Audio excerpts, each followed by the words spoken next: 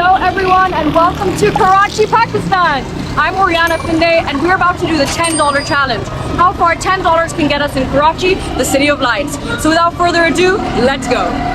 Karachi, Pakistan, one of the biggest cities in the world and the largest in Pakistan, home to some of the friendliest people on the planet. It's a city full of energy, hustle and bustle, and organized chaos. And the crazy part, Karachi is the least expensive city in the world. So today, with just $10 in my pocket, I'm putting that to the test. Let's see how far we can stretch a $10 bill in this incredible city. First things first, breakfast, so we headed to a local hangout. So we're going to be trying some Pakistani breakfast right now. It's common for Pakistani people to sit on the floor while eating. Do we sit on here? And after getting ourselves comfortable, we were soon approached by a group of school students in a perfect example of Pakistani hospitality. And what's the best thing to do in Karachi? Bunking seat. Bunking. I don't want to be a bad influence. Our Pakistani breakfast of choice was halva puri, a crispy deep-fried flatbread served alongside sweet semolina, halva, and spiced chickpeas. I can't believe how delicious everything is, honestly. When it came time to settle the bill, the manager insisted it was on the house. He didn't want us to pay as tourists of his country. From them, like the whole meal is free. This entire meal that we've just had is free. Pakistani hospitality, guys. It's a Pakistani thing, it's in our blood. With the full $10 still in my pocket, it was time to head across town to see a half fox, half woman who would tell my fortune. Yes, you heard that right. So we waved down a bus and set off on our next adventure. The back area, it's a gents area. Oh, okay. Yeah. And then women at the front. I headed to the front while the boys made their way to the back, and we settled in for our 15-minute ride to the fortune teller. On the bus in Karachi. And the music is so good. How much? 30. You heard it, the ride cost us just 30 Pakistani rupees, roughly 10 cents, to get across the city to the zoo, where the half fox, half lady fortune teller was waiting. I'd heard whispers about this infamous fortune teller located in the Pakistani zoo. There's supposedly a half woman, half fox over here. Her name is Mumtaz. The funny part is, this half woman is actually a man who dresses up as a woman every day and sits inside a fox carcass. Alright guys, we're here.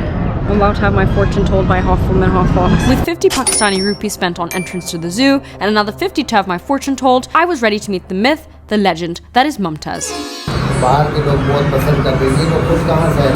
Mumtaz couldn't speak English, so I had my friend Ali translate. She told me she saw a lot of success in both life and love, and as long as I had faith and prayed, but there was one important message she wanted me to pass along.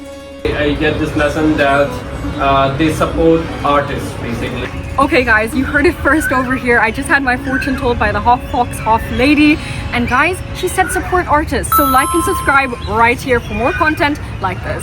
All that talking to the fortune teller had me feeling thirsty, so we headed off to get some Pakistani chai. But make sure to keep watching to see what other weird and wonderful things I ate as part of my $10 challenge. Like meat, brain, testicles. Pakistani chai is a traditional drink and it's rich, milky, and an essential part of daily life here. Okay, so apparently this is where you get the best chai in the whole of Karachi. I have to say, it looks delicious, it smells delicious. Oh wow, that is delicious. The chai was absolutely delicious, but before long we had some major drama. What's happening? What's happening? So it turns out you aren't allowed to have seating outside the shop, so the authorities quickly descended on the chai shop, taking away the tables and chairs. We were literally kicked off our table and chairs, and to top it off, our chai disappeared in the process too. Hey, I don't think we paid. No, I don't think we paid. Despite our half-drunk chai, we parted with 75 Pakistani rupees. That's roughly 20 cents for the chai. I love Pakistan! I want to get one of the Pakistani traditional dress. I believe this is called Shalwar kameez. Shalwar kameez. Shalwar kameez. Just across the street was a bustling shopping street filled with loads of women's clothing. I love dressing up in a country's national dress whenever I visit. Green.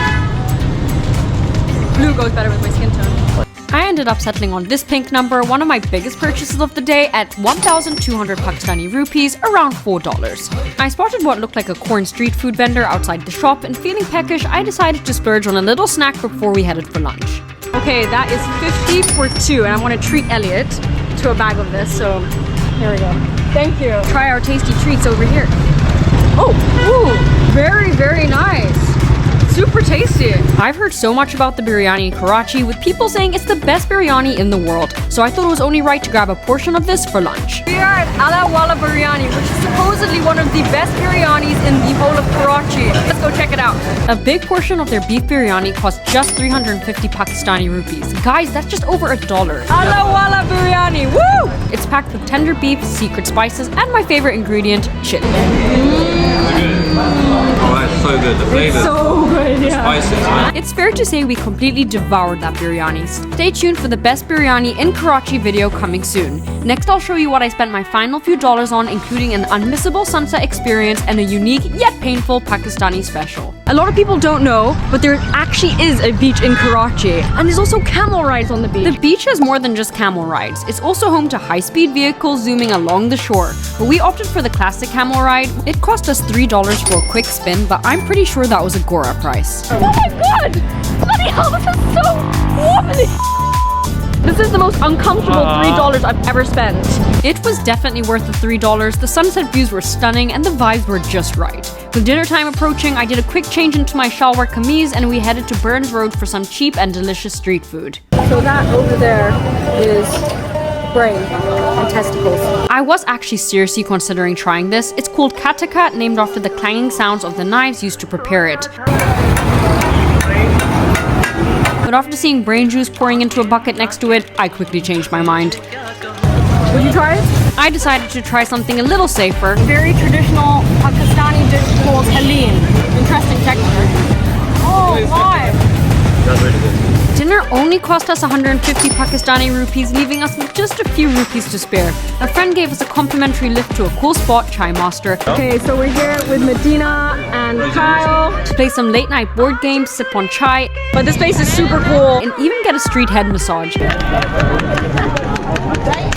don't know if I'm loving this. Trust me, afterwards it's worth it. Despite our best efforts to pay, our friends insisted on treating us, yet another example of incredible Pakistani hospitality, leaving us with $0.05 still in hand. Thanks so much for watching, guys. Make sure to like and subscribe for more content like this coming soon.